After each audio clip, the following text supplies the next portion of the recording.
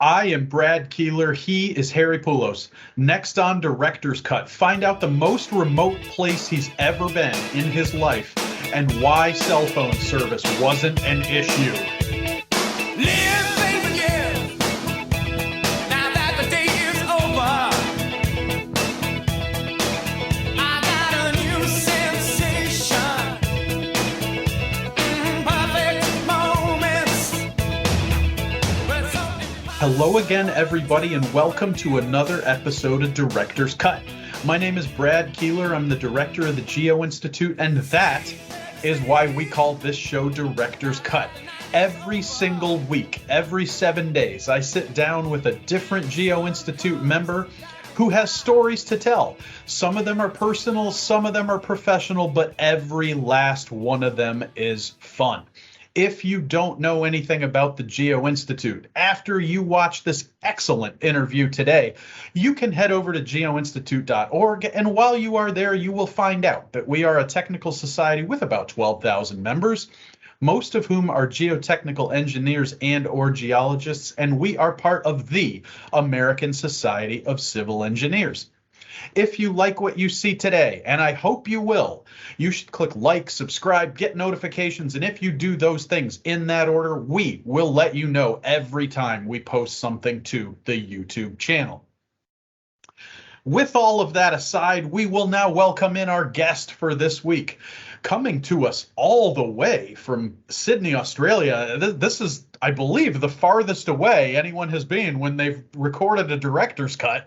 It's Geo-Legend, Harry Poulos, senior consultant of TetraTech Coffey, again in Sydney, Australia. So Harry, thank you for doing this. My pleasure, Brad, and thank you for inviting me. And we got a little lucky with the time zones at this time of year that this wasn't actually that hard to figure out. So we're happy to have you. We have 10 questions for you, the same way that we do with every guest every week. 2 of them are the same, and we start with one of those. Describe your job in 45 seconds. Okay, well, as you indicated, I'm a technical advisor and a senior consultant with TetraTech Coffey, and so that role involves really giving technical advice on projects and helping some of the younger people to sort of do their job, trying to bring them up to date with modern techniques of analysis and design. I also do a little bit of R&D with 1 or 2 of the universities around, and I also, on the odd occasion, give short courses and so on to various groups, both national and international. So that's pretty much what I do. I'm sort of semi-retired, and I tell my friends I'm retiring asymptotically, which means that's the direction I'm heading, but I'll probably never get there. And I like that. Anything that can invoke limits is I'm a fan of. That's one of my favorite, and I don't know how many people have a favorite mathematical concept. It's probably not something I want to advertise, but that is one of mine. So we have to ask the fun questions on Director's Cut too. And this is the one that we teased at the beginning of the show. Where is the most remote place that you have been in your life? Okay, on recollection, Brad, it's on an oil and gas platform, the North Rankin platform, which is 135 kilometres offshore of northwest Australia, which is a rather remote part of Australia, which I reached by helicopter. And it was during the time when the platform was under construction and there were piling problems, and I was called in to advise on some of these problems. So that was really the most remote part of the world I've ever been in. There was really no contact with the external world in those days. Now How long were you out there? I was out there for about 3 days, so I slept on board. So I was sort of one of the crew there for a couple of days, and it was quite spectacular because the piles supporting this platform were supposed to be about 100 meters long, it's over 300 feet, and there was supposed to be 2,000 blows to get them to that penetration, and the pile fell 62 meters under its own weight. So the capacity was rather less than they had anticipated. And all of that actually led to remedial works which cost something like $300 million, but it created a major research project that went over the whole decade or so after that incident. So in the end, like most bad things, it finished up with good outcomes.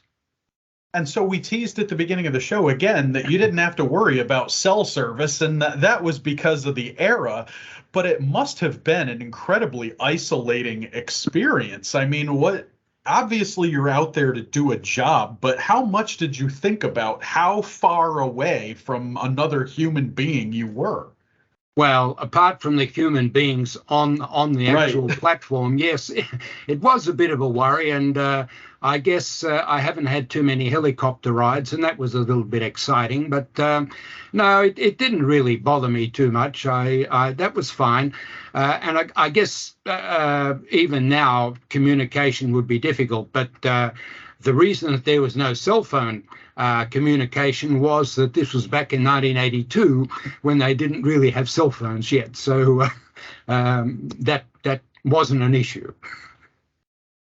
That is fantastic. And I thought I was going to get an Ayers Rock story or something like that, but that's better in my opinion. And it had a geotechnical angle to it. So yes, that is fantastic. One thing that I think we have to ask you about, and this has come up in a couple episodes of Director's Cut recently, is the gap between research and practice. I know you spent a long time at University of Sydney, and for the last, I guess, couple of decades now, you've been more or less in practice. So in your view, is the gap between research and practice increasing, narrowing, and whichever one it is, what can we do about it? Okay, yeah, actually, my last 33 years has been in practice, believe it or not. Look, I don't think there's a single answer to that, Brad. Let me give you this answer. I think in relation to traditional designs, I think there's still a major gap between research and practice. And the reason is that I think people that have done traditional work have adhered to the old methods because they sort of seem to work. Maybe they're somewhat conservative in some cases, maybe in others they're not. But, you know, once you sort of get into a routine, it's hard to convince some people that they need to sort of put aside some of the old methods, which are perhaps less reliable, and take on the newer methods. So I think that gap still remains, and it's difficult other than through perhaps education and trying to point out some of the failings of traditional methods. It's difficult to get people to change. Now, the second part to my answer is that I think with some of the more contemporary problems we have, and that's, for example, wind farms and offshore wind turbines, I think the gap between research and practice is very small indeed, because research has been driven by practice, where we go into areas where there is no precedent and there's no empirical means of doing what we need to do. And to some extent that happened with tall buildings that are a particular favourite aspect of my work. And so there I think, because we've had to, we've actually tailored a lot of our research to answer the problems that arise in practice. When you look at other disciplines, and they can be other engineering disciplines or some other research or scientific discipline, do you feel like there's anybody who's gotten this particularly right, where the practice community or the industry community looks to the academics and says, oh, wow, you guys are really doing amazing stuff, let's bring that over here, and it happens seamlessly? Is there anybody you think that we can follow? Oh, that's a tough question. The one area that I think comes to mind within civil engineering is perhaps wind engineering. That I think there obviously researchers have worked on wind tunnels and they've refined their techniques, and it's almost mandatory now that any tall building that's being built will have wind tunnel tests associated with it, not only for the structure itself that's being designed, but also for its effects on surrounding areas, because increasingly we have to be aware of our impact on the existing environment and the buildings around where we're working. So I think that's certainly one area. And maybe, I mean, in terms of geotechnics, I think there's been, in my view, an increasing appreciation of in situ testing that has been spurred on by a lot of research that's been done, particularly, I guess, in the US, but also in continental Europe and other places. And I think now that testing is much more being embraced than it used to be. So I felt so guilty about not putting a question about very tall buildings in here, but you got it. We worked it in, so maybe it'll happen again at some point, and it'll ease my conscience a little bit. Not a problem. I have to ask now about the Olympics. Before we started recording, you mentioned that Brisbane has the 2032 Summer Games. Sydney, of course, had the 2000 Summer Games, which now seems like a very long time ago. I hear the year 2000, I think, oh, that's just a couple of years ago. Well, it was 22 years ago. Yes. Do you have either a positive or a negative Olympic memory from 2000? Oh, look, most of my memories, or virtually all of them, are positive. Obviously, Australian athletes did very well, so that was good. I have positive memories of going out and watching some of the events, and that was good. There were dire forecasts of traffic chaos in Sydney during the Olympics, and in fact, everybody stayed home or went to the Olympics, and the traffic has never been better than it was during the Olympics. So that was all positive. One of the interesting recollections I have, Brad, is that the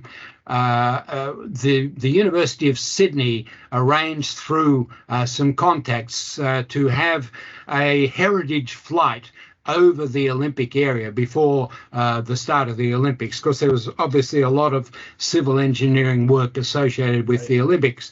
So we had this group of people, university and industry people, that flew over the site in a heritage Qantas DC-3, Douglas DC-3 propeller aircraft. And unfortunately, on the day that we chose to do this flight, the weather conditions were extremely windy. And I do recall that the Dean of the Faculty of Engineering at the University of Sydney got rather ill in a very obvious way. And that created an unfortunate environment for the rest of the flight. But that is, I guess, an enduring memory I have. But basically, I think at the time, the head of the Olympic movement said that was the best games ever. And so I think Sydney had a pretty nice after Olympic glow for quite a while after that. What events did you get to attend? Was there any one that stands out to you? I didn't get to attend some of the major events where the Aussies won gold medals, but there were some athletic events, and I also, because I'm a baseball fan, I also went and saw some of the baseball matches. I think I saw Cuba demolish somebody else. I forget what it was, but I know there's a lot of Cubans that play in the US Major League, and they are very good, and they were very good on the day that we went out to see them. Not a lot of Australians, though, in the major leagues. We're getting more. Graham Lloyd, I think, was one that we had. There's the odd one here and there, yes, but not too many that have made a mark. No, we sort of are proficient in other sports, but not baseball. But baseball is back in the Olympics, and so maybe in the next couple of Olympics, maybe Australia can do some damage. We will do our best, I can assure you. One thing that I always think about, I particularly I find it difficult now with ASCE out in Reston and now with everybody being at home all the time, is to have chance encounters. I always argue that chance encounters are the things that really shape whether it's just your activities during a year at work or the networks that you build and eventually your career. Can you think of a chance meeting or some other coincidence that dramatically altered your career? Yeah, good question. Look, there's two or three, if I can just indulge you for a couple of minutes. The first one I recall was meeting the late Professor Victor de Mello at a conference in Hong Kong way back in 1972. Victor was a past president of the International Society and really a very stimulating person. I mean, very broadly educated and just a fantastic guy, both technically and personally. And he had a very positive influence on my career subsequently, and we became very good friends. And I was actually privileged to be one of a group that he called his Three Musketeers, including John Berland and Mike Gamilkowski. So that was really a very defining part of my technical life. I guess the biggest influence chance encounter was with a guy that was at the time a chap called Colin Thorne, the chairman of what was then Coffey Partners International. And we had him up at the university to give a guest lecture on site investigation and geotechnics. And I was sort of complaining to him at the time that there was increasing bureaucracy in the university and, so on, too much administration and too little focus on academia. Anyway, 2 or 3 weeks later, I got this letter saying, hey, would you like to come and work for Coffey's? And I was quite taken aback at this, but in the end, after long discussions with my family, I actually accepted that offer and arranged to actually also stay at the university on a part-time basis and work more with Coffey's. And so that was something that happened over a 12-year period. And I think it was probably, from my point of view, the most productive period because I was involved both in practice and academia. And I really did enjoy that particular spell in my career. Do you feel like with that arrangement, you got to have the best of both worlds? Did it achieve what you wanted it to? You got a little bit removed from the bureaucracy, but still got to have the good parts of being at absolutely, the yes. Look, I mean, I would recommend it to anybody that's of that mind. The benefits were that I saw from practice a whole series of problems that were not well defined. And so I took those back and I had PhD students working on those, and they were enthused because it was a real problem. And they could see that what they were going to do had immediate application. And in fact, some of the work we've done has gone into routine practice now, in our practice at least.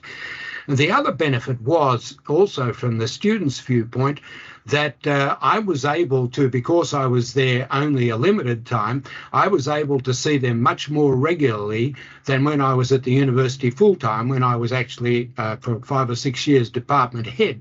So I had a lot of other administrative things to do, and I didn't really have the level of contact that would be ideal. So, yeah, I think from many viewpoints, that was an ideal arrangement. I got to be honest, that sounds like a lot of fun. And again, you were able to straddle that gap between research and practice, and that is a great answer. We haven't asked you a lot of nostalgia questions in here yet. I guess we made you go quite a ways back with your most remote location.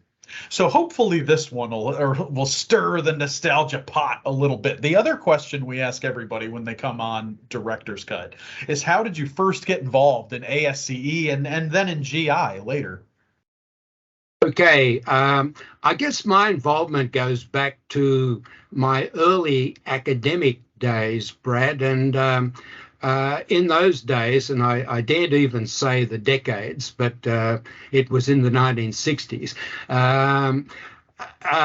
there were very few sources of geotechnical literature. There was the Geotechnique from the Institute of Civils and the ASCE Journal of Soil Mechanics and Foundation Engineering. And so I joined ASCE so I could access the journal.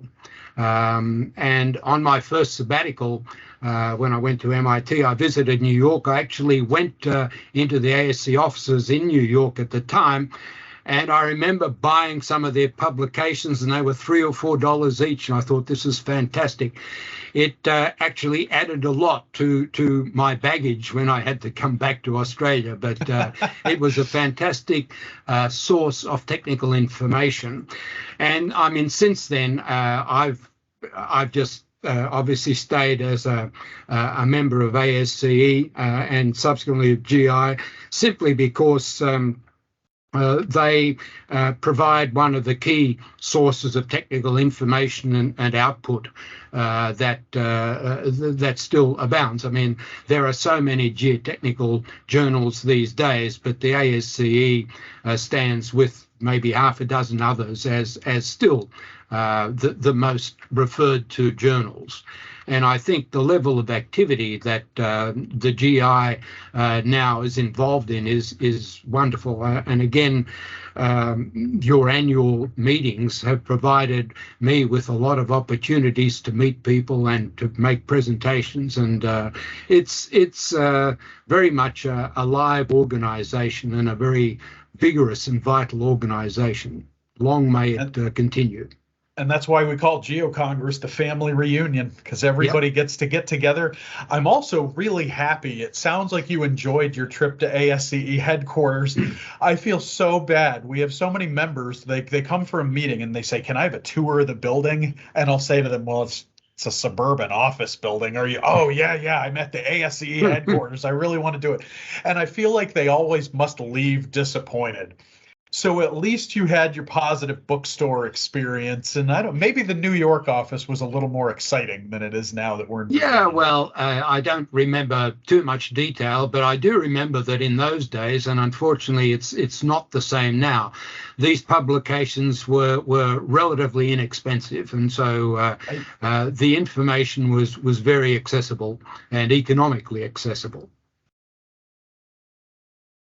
So maybe this is a segue here. I don't know.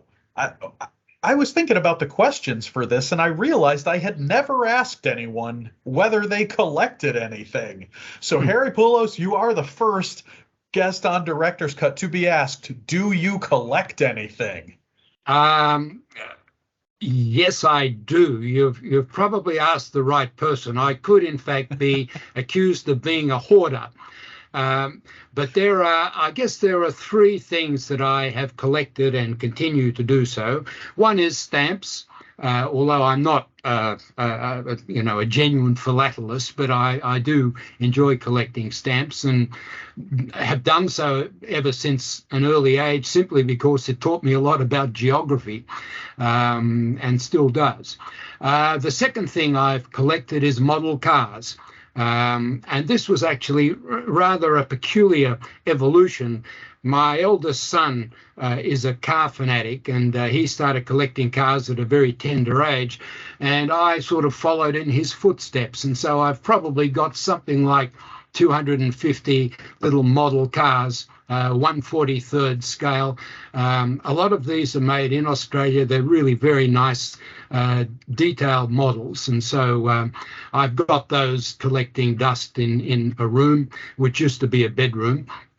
But the main thing I collect, Brad, and it's a severe weakness of mine, is books. I think from a very early age, enjoyed reading and enjoyed collecting books, whether they're technical books, and I've got a fairly extensive technical library, but I also collect books of all sorts, whether it's philosophy or history or psychology, or particularly I've got a lot of books on American politics, because that's one of the things that intrigues me.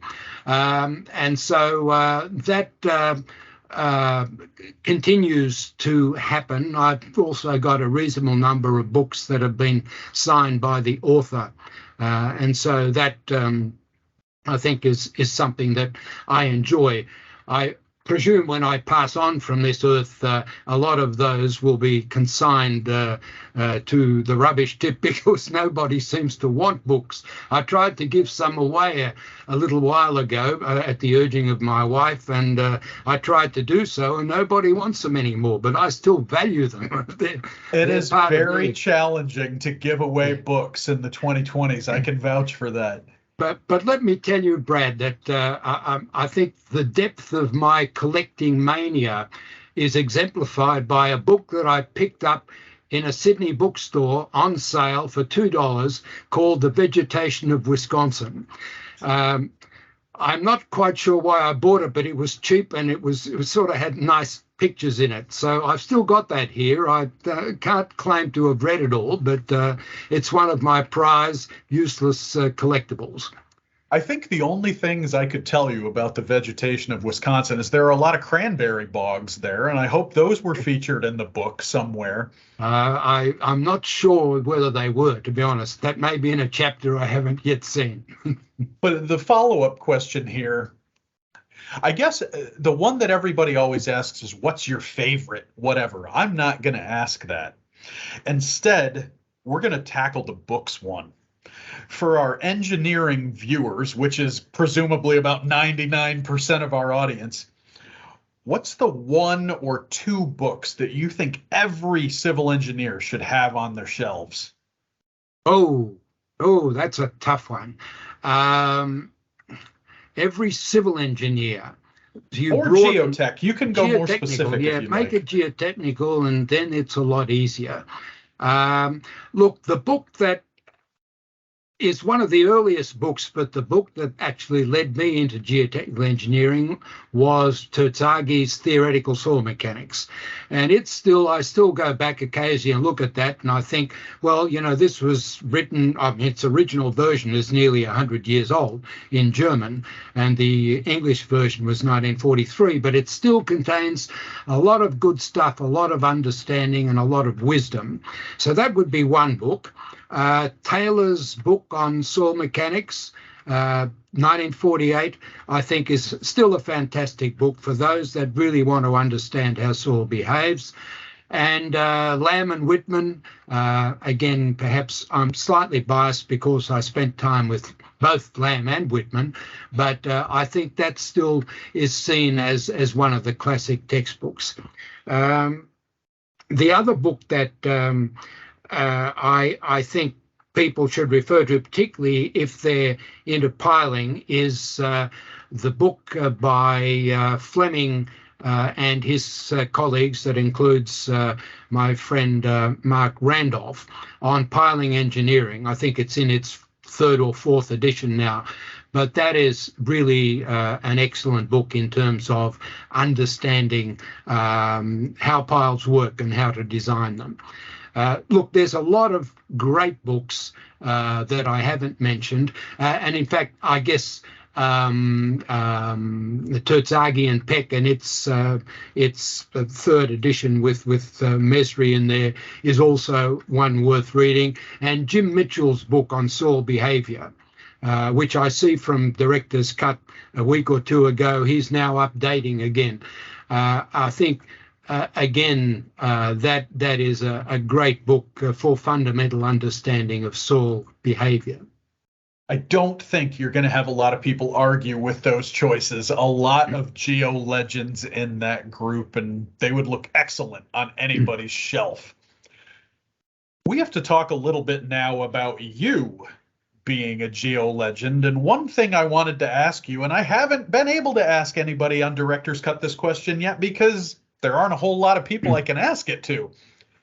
I think it's the Australian Geomechanics Society, you said, the Sydney chapter, have a lecture named after you. What is it like to have a lecture named in your honor?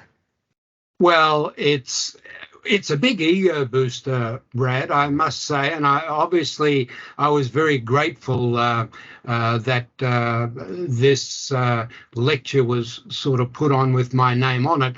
I was particularly grateful in that I was alive to actually see it happen, because most lectures, unfortunately, seem to commemorate somebody that no longer treads the planet.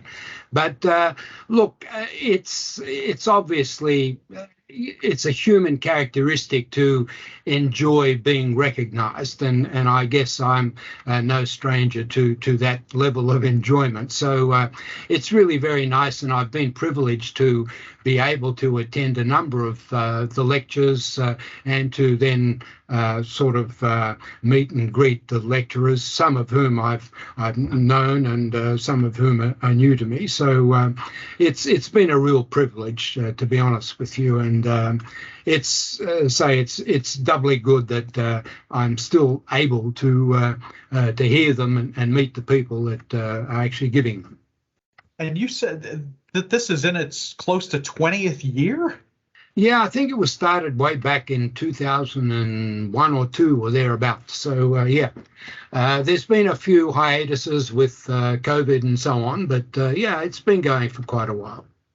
Oh, that's amazing. So we can have our viewers look that up. We'll put a link about the lecture down in the show notes below this video where you are watching this now.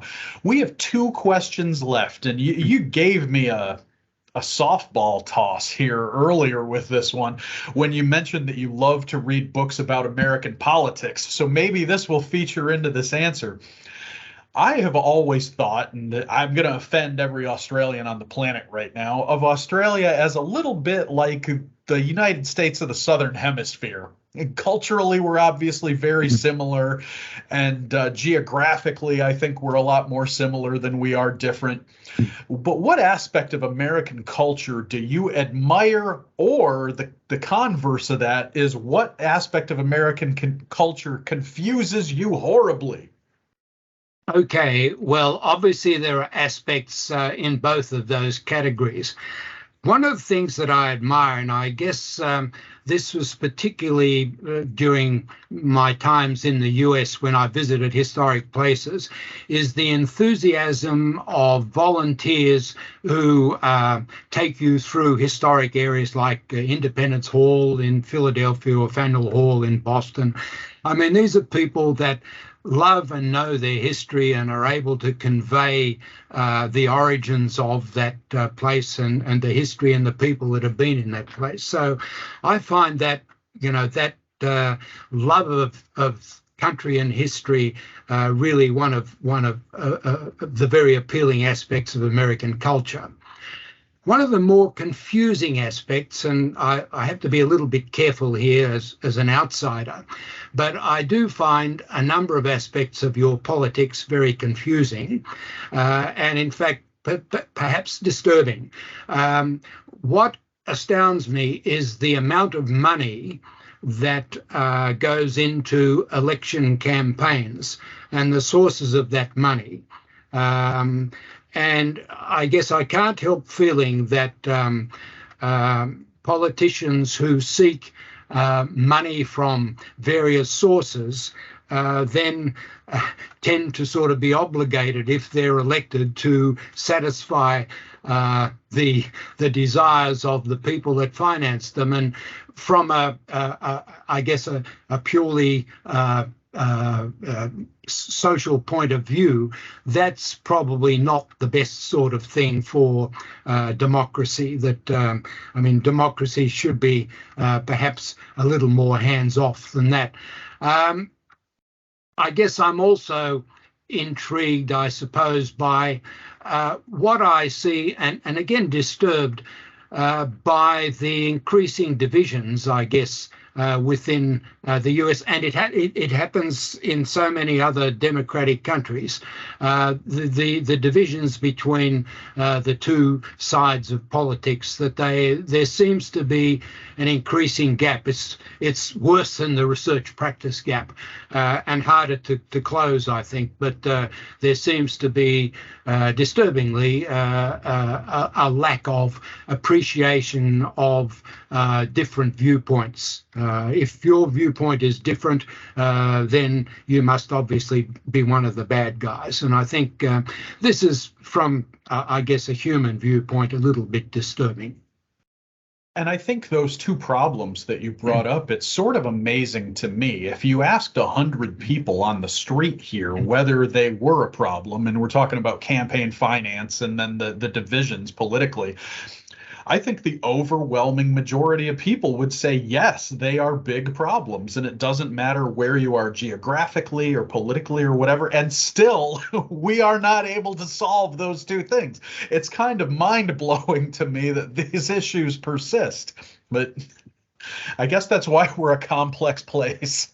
Yeah, I mean, in an ideal world, Brad, what you might do is actually to have people contribute to a general fund that is then allocated to the various parties involved, so that that sense of immediate obligation is sort of taken away. But I guess that's far too idealistic to be practical. We might have to put you up for office here. We'll overlook the residence requirements.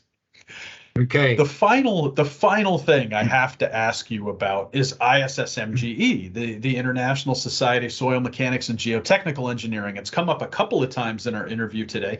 You've been very active in ISSMGE over the years, including being one of the vice presidents several years back. We have a lot of members, I think, within GI who are not super aware of what the International Society does, and therefore are not convinced they should put up the money to join. What would you say to someone considering involvement in ISSMGE, whether it's just joining as a member or whether it's becoming more active as a volunteer? Okay, well, part of the problem that you particularly experience there is that the GI is so effective in communicating with your members that I think your members feel as though they get everything they need from your particular organisation. However, I think the International Society provides obviously a broader outlook, and I think one of the important things that the International Society does is it runs the international conferences every 4 years. And for me personally, and I think for many other people, it's been a great opportunity to meet people and to forge international contacts. And they can be, I mean, particularly in these days of increasing fluidity of location of work, I mean, having international contacts is really very beneficial.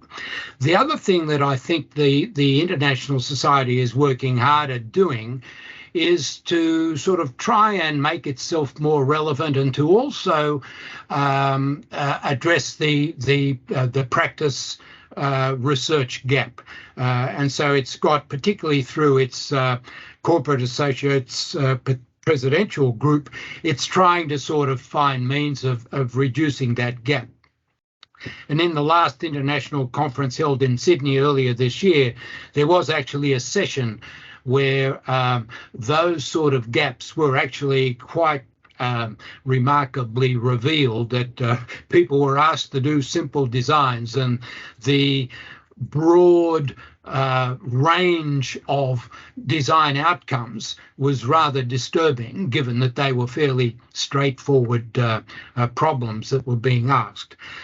The other thing that the International Society is trying to do is that it started up what it's called a heritage time capsule. So it's trying to put together aspects of its history going right back to the early days of TetraTech, and then coming through the subsequent presidents and some of the key people within the organization. So I guess to sort of wrap up this rather long answer, I think the International Society does represent now over 90 national groups, so it's an international organization. We are these days much more international than we used to be in the past. And I think it's appropriate that while we retain our national organizations for internal dissemination and consumption, that we have this facility for international contact, because no one country can provide everything that we need. And I think that was a pretty good advertisement. I didn't even have to do it. And GI members watching, you can join ISSMGE for $20 a year. That's it. At the risk of sounding like one of those horrible fundraising commercials, for less than the price of a cup of coffee every week, you could be an ISSMGE member. So Harry, thanks. You made it through all 10 questions, and you did so with flying colors, and great memories, great opinions, and talking about American politics. That's something that really hasn't happened a lot on Director's Cut, and to do it with an Australian was probably a highlight. So for our viewers, if you liked what you saw today and you're here at the end, so you probably did, click like, subscribe, get notifications, and again, we will let you know every single time we post something to the YouTube channel. So Harry, thanks a lot for doing this. Well, thank you, Brad. It's been a great pleasure, I can assure you. And for all of our viewers, we will see you next week with a brand new Director's Cut.